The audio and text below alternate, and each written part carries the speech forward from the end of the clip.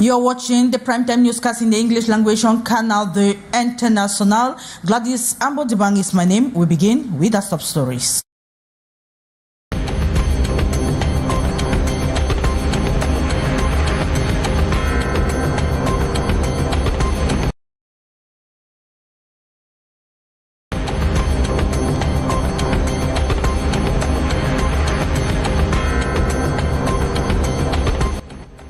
Inhabitants of Bamenda in the northwest region of Cameroon are still reeling in shock after a man was swept away by floodwaters on the bridge linking Sonak Street to the city chemist roundabout. The incident followed a heavy downpour, and another man who tried to rescue him was also carried away by the strong current but survived by clinging to a wall. And workers of the Cameroon Shipyard and Engineering Limited, known in French by Chantier Naval, have once again taken to the streets in Douala to demand 18 months of unpaid salaries. Among the demonstrators are retired staff still waiting for long overdue payments. And in short, parents have been streaming in and out of the National Social Insurance Fund office in Bonanjo, Douala to submit documents required to benefit from the 54,000 francs special family allowance. The rush came as many tried to beat today's deadline, now extended to October 31. In this newscast, we hear their frustrations and the challenges they have faced. Those were top stories.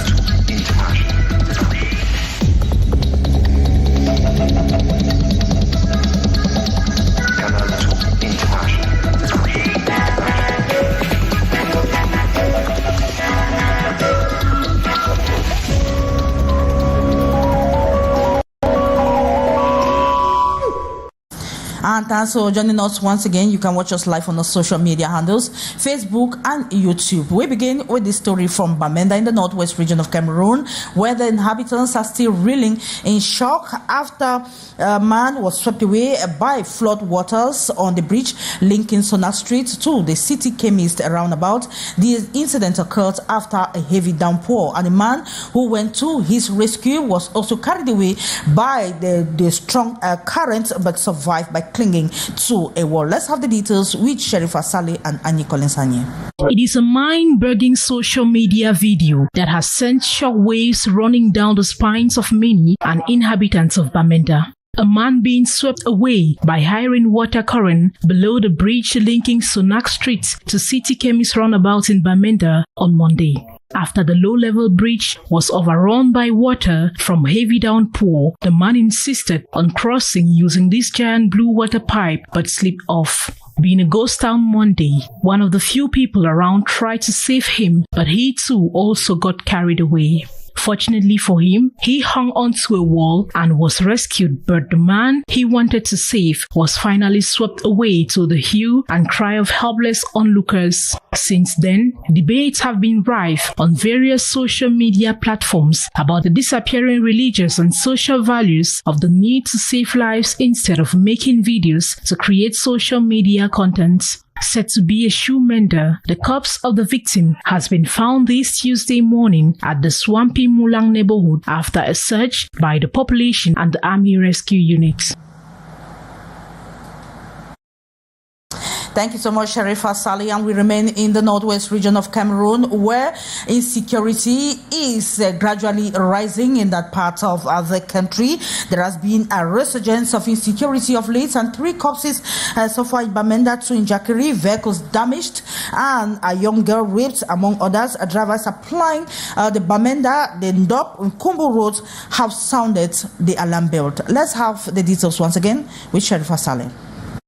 In Bamenda, there were gunshots on Monday to Tuesday night along the Nchubu, Mile 6, Mile 7 and Mile 8 road. This Tuesday morning, 3 unidentified corpses were found at the refuge dump site at Mile 6 Mancon. Over in Bui Division, a certain Emmanuel Satlai, a pig farmer, was killed in his house at Mantum in Jakiri subdivision. The killing is said to have been carried out unilaterally by a separatist fighter. as if to pacify the population and in retaliation to the killing of Nsahlai Emmanuel, the other separatist fighters in the locality jointly tied up, beat and burnt alive the gunman. This still did not go down well with the civilian population, who staged a protest march to denounce the activities of separatist fighters in their village. Meanwhile, drivers plying Bamenda and Kumbu Road have cried out against the constant harassment of drivers and passengers at the place known as Door Market, a few kilometers from Bambili. Big driver.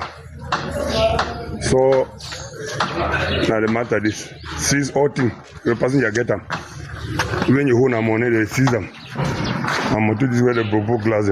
Over the weekend, several passengers' vehicles were again attacked and all valuable belongings of passengers seized. The drivers are particularly angry that the attacks are taking place not far from checkpoint mounted by security forces along the hill linking Bambili to Babanki Door Market, during which a 12-year-old girl was also raped. And we move to Yaoundé, where a heavy gang specialized in car thefts has been neutralized by the police in the political city after complaints from their victims. The supposed criminals cajole their victims with food and drinks that have been poisoned with the aim of killing the driver in order to take away their vehicles. Let's have the details with Hassan Chia from Yaoundé. A supposed gang that has dealt with taxi drivers and car rental agents in the city of Yaoundé. Their strategy is new and well structured, expressing kindness towards the driver, but kindness that serves as a ticket to their criminal act. They take a taxi, tell you they are going to this place, you will not carry anybody. But they tell you their own road that you must take, and they must have prepared people on the way. So you must pass where they want, and sometimes they will stop and propose you to take sweet drinks. Like the very last case, you take sweet drinks that were big, they were put some drugs inside. When you consume them, either you start sleeping, or if you resist, they can kill you. This is their latest victim, who narrowly escaped death by the mercy of God. Quand je finis le jus, je suis en train de perdre connaissance. The last victim, he was taken to a place called Antrebiac. So when he got there, they gave him this natural juice, sweet drinks. He took them, it was given by some girls, and these ladies were the complice of these guys who rented the car. So he was very naive, he did not know. He got the thing, drank the thing, and then from there he felt dizzy, and then they went and dumped him somewhere. He stands to the neighbors who got him in the morning and they rushed him to the hospital. That's when, after some time, he realized he was a bit conscious in the hospital and started relating the story that he has been robbed of his vehicle. Cracked down by the elements of the Central Police Station number 4 in Yaoundé and presenting them to the press this September 30th, the forces of law and order caution. Taxi drivers and those who rent vehicles, you should be careful where their passenger is taking you to. Don't let him tell you how you have to move on the way. Don't drink anything that they give you. Why even stop on the way? You are working your money. When they say stop here, you stop. Why do you stop? And the head of the unit, Irene Christine Menjon, uses the opportunity to sensitize the population of Ekunu on the need to enhance collaboration with the police to fish out more hidden criminals. C'est bon d'applaudir, mais venez de pas continuer à les pousser dans le dernier retranchement. From Yaoundé, we come to Douala, where workers of the Cameroon Engineering Company, known by its French acronym Ashanti Naval, have staged a protest demonstration to demand 18 months of unpaid salaries. Amongst them are retired staff who are demanding long overdue payments. Let's have more with Morinde.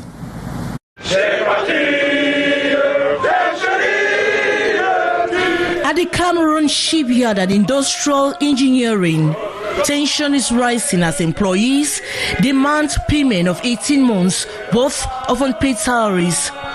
On Tuesday, September 30, workers gathered in protest in front of company headquarters to express their frustration and call for immediate action. Depuis pratiquement 5 ans, nous sommes dans une situation pratiquement de non-retour.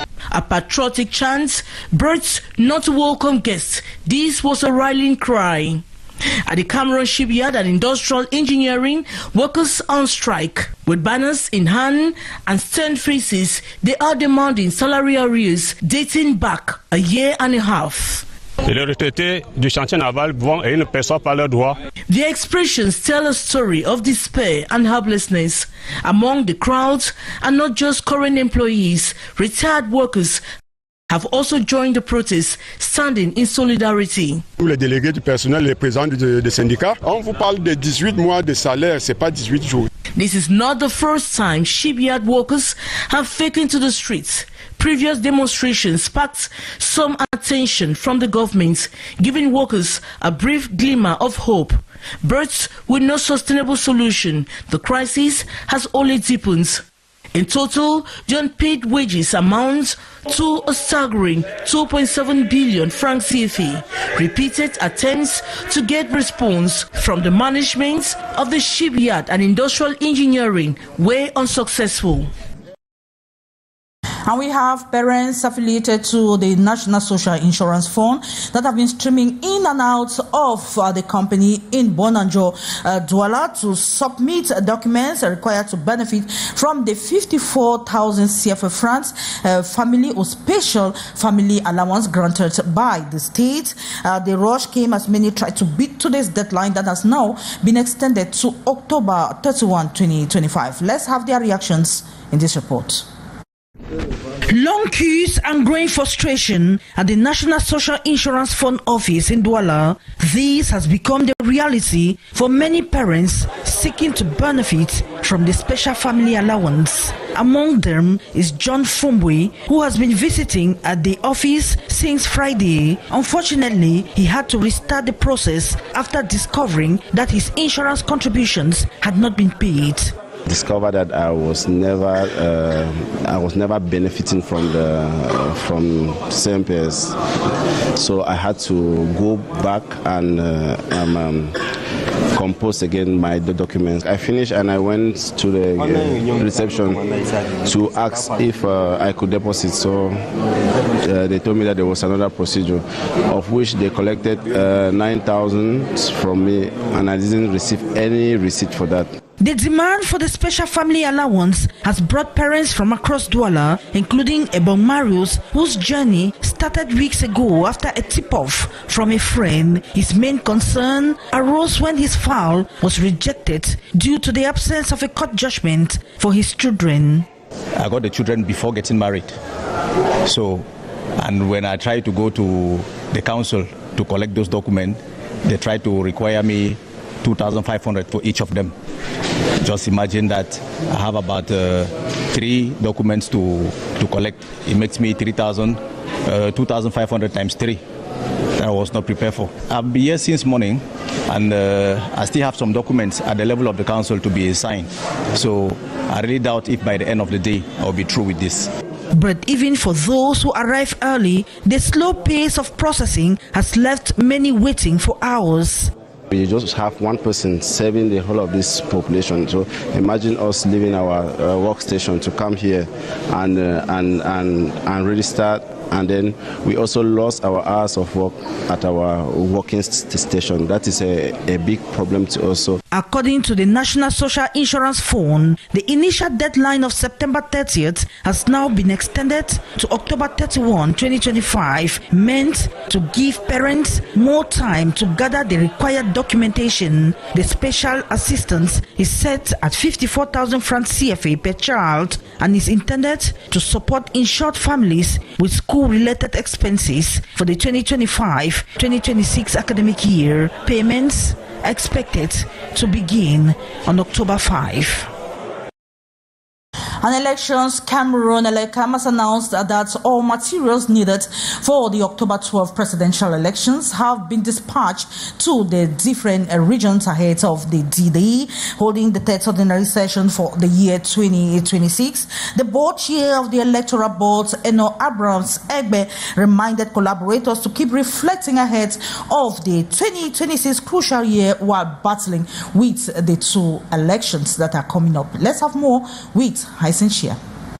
With a busy calendar of organizing the presidential and regional elections simultaneously, the Electoral Board, in its third ordinary session for the year 2025, has a clear and precise agenda.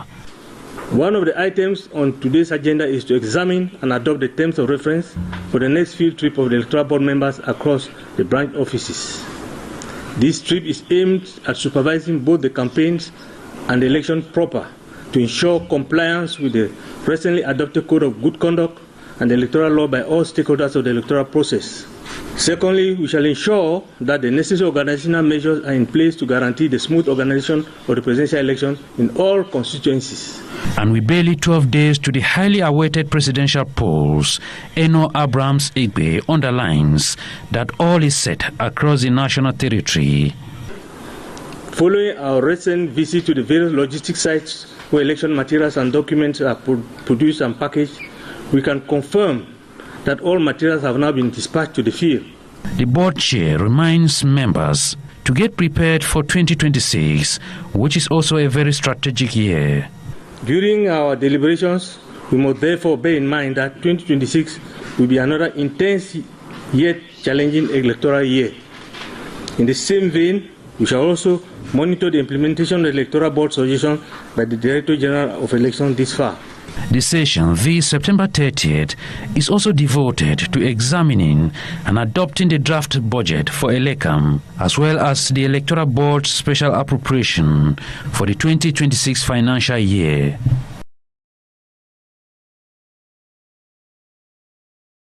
And that is how we saw it for the 6:15 primetime newscast in the English language on Canal de International. It is a pleasure knowing you are watching the news, but don't go away because we have other editions of the news where you have more information. But up next is a special program on elections campaign that are coming up with. We have Lil Piju will be on set next. Tomorrow is another day. Goodbye.